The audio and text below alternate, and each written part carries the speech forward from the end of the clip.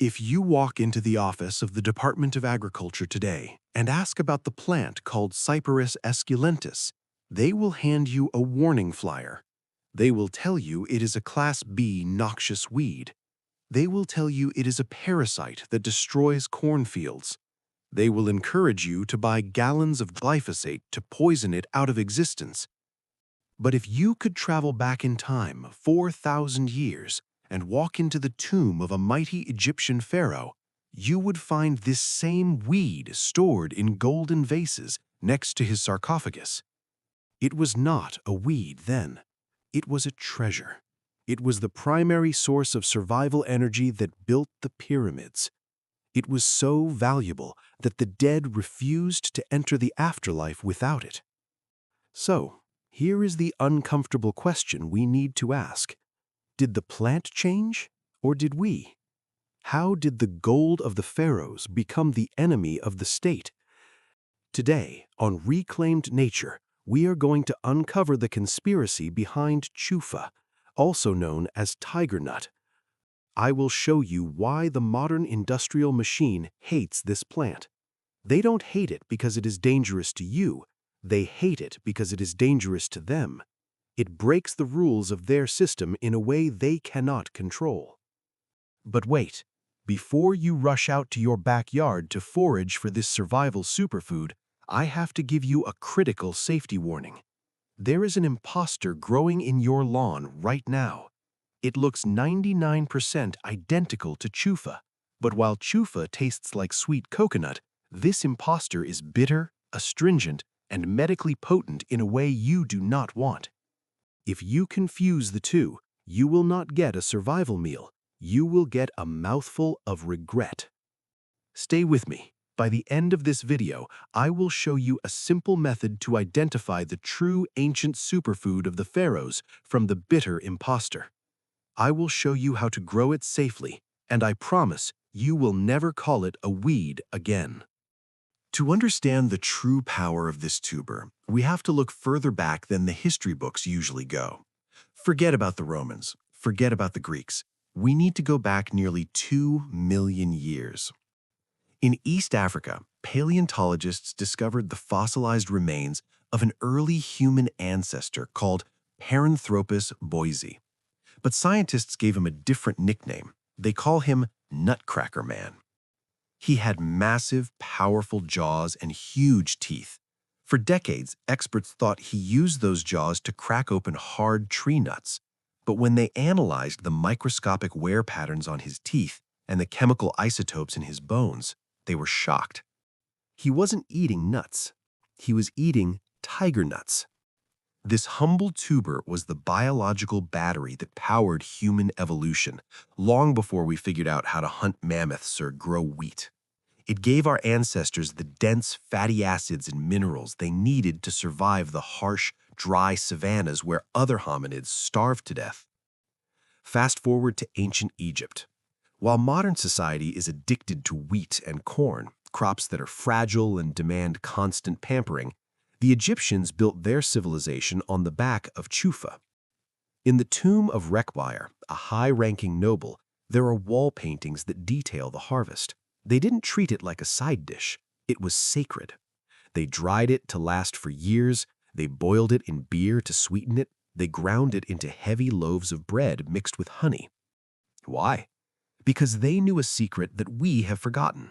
Grain can mold, meat can rot, but a dried Chufa tuber is almost immortal. You can leave it in a dry clay pot for 10 years. It will look like a wrinkled stone. It will feel as hard as a rock. But the moment you soak it in water for 24 hours, it wakes up. It swells. It returns to life, crisp and sweet, retaining almost all of its original vitamins and minerals. It was the ultimate doomsday prepping food before the concept even existed. So, if this plant is a biological miracle, if it is a nutritional tank that runs on nothing but dirt and sunshine, why isn't it in every supermarket in America?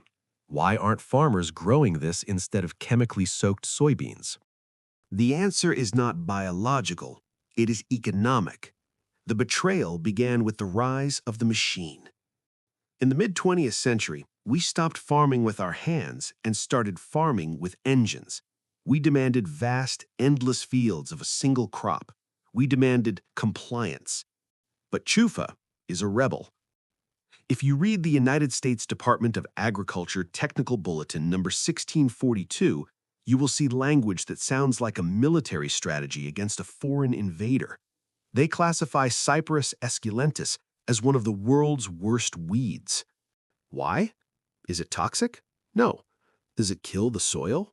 No. It actually improves soil structure. They hate it for 3 reasons that are actually virtues in a survival situation. Reason number 1, it is armor-piercing. The roots of the Chufa plant are so sharp and so strong that they can punch right through the plastic mulch sheets used in modern industrial farming. It laughs at their barriers. It destroys their expensive weed-blocking infrastructure. Reason number 2, it is chemical resistant. Farmers have sprayed billions of gallons of glyphosate and other herbicides on this plant, but Chufa has a secret weapon. Even if you burn the leaves to ash with poison, the tubers underground go into a state of dormancy. They wait, they sleep, and the moment the chemicals dissipate, they shoot back up. It is the terminator of the plant world. Reason number 3, the profit paradox. This is the darkest reason of all. Modern agriculture is built on a subscription model. You buy the patented corn seeds every spring. You buy the fertilizer. You buy the pesticide. But Chufa? You plant it once, and because it is self-replicating, because it leaves hundreds of tubers in the ground after every harvest, it comes back every single year, forever. No one can sell you a subscription to Chufa. No corporation can own the patent to a plant that has been feeding humans for 2 million years. Because it is free, and because it is uncontrollable, the system declared war on it. They spent decades trying to erase it from history, but they failed. It is still here. But now we face a practical problem. Because the government stopped teaching us about this plant, we have lost the ability to recognize it. And that brings us to the danger I warned you about. There is an imposter in your garden, and if you make a mistake, you won't taste honey. You will taste regret. If you go outside right now and look at your lawn, especially if you live in the southern United States or warmer climates, you might see a grassy plant with a triangular stem. You might think, jackpot, I found the Chufa. Stop. Do not eat that yet. There are 2 main types of nutsedge that look almost identical to the untrained eye. One is our hero, yellow nutsedge, the Chufa. The other is the imposter, purple nutsedge. Now, to be clear, purple nutsedge is not deadly poison like hemlock. You won't die if you eat it. In fact, in traditional Chinese medicine, it is a respected herb called xiang fu. But as a survival food source, it is a disaster. The tubers are small, hard, and incredibly bitter. They taste like pungent medicine mixed with dirt. If you're expecting a sweet coconut treat and you bite into purple nutsedge, you will spit it out and never trust me again. So how do you tell the difference before you dig? You need to use the 3-point identification check. Check number 1, the flower color. This is the easiest sign. When the plant sends up a flower spike, look at the color. If the spikelets are a golden straw yellow color, that is likely Chufa. If the spikelets are dark red, purple, or reddish brown, that is the imposter. Walk away. Check number 2, the chain gang. This is the most reliable method. Dig up a plant gently. Yellow nutsedge, the good one, produces tubers only at the very end of its root rhizomes. Imagine a rope with a single ball tied at the end. Purple nutsedge, the bitter one, produces tubers in a chain. You will see a root, then a tuber, then another root coming out of that tuber, leading to another tuber. It looks like a necklace of beads. If you see the chain, it is purple. If you see the end, it is yellow. Check number 3, the taste test. If you are still unsure, clean a tuber thoroughly. Slice off a tiny piece. Touch it to your tongue. True Chufa is sweet immediately. It tastes like a blend of almond and coconut. Purple nutsedge will hit you with a sharp, astringent, medicinal bitterness within seconds. But here is the final secret. Even if you find the true yellow chufa, do not plant it directly in your garden bed. Remember what I warned you about earlier? It pierces plastic. It never dies. If you plant this in your raised bed next to your tomatoes, it will take over. In 3 years, you won't have a vegetable garden, you will have a chufa field. You must treat this plant like a wild beast. You need to build a cage for it. In the next section, I will show you how to build the container fortress, a simple system that lets you harvest buckets of this superfood without surrendering your land to the invasion. So how do you grow a monster without letting it destroy your garden? You do not plant it in the ground. You build a container fortress. Go get a 5-gallon bucket, an old fabric grow bag, or even a plastic storage bin. Drill drainage holes in the bottom. This is the only prison strong enough to hold the chufa. The soil secret. Do not use heavy garden soil. Chufa loves sand. Mix 50% potting soil with 50% construction sand. Why sand? Because of the harvest. If you plant chufa in clay, you will spend hours trying to separate the mud from the tubers. But with a sand mix, the harvest becomes a satisfying treasure hunt. The lazy harvest. When the grass dies back and turns brown in late autumn, do not dig. Simply tip the bucket over onto a tarp, take a garden hose with a spray nozzle, and blast the pile of dirt. The sand washes away instantly, and what is left behind on the tarp looks like pure magic. Hundreds of clean, golden nuggets.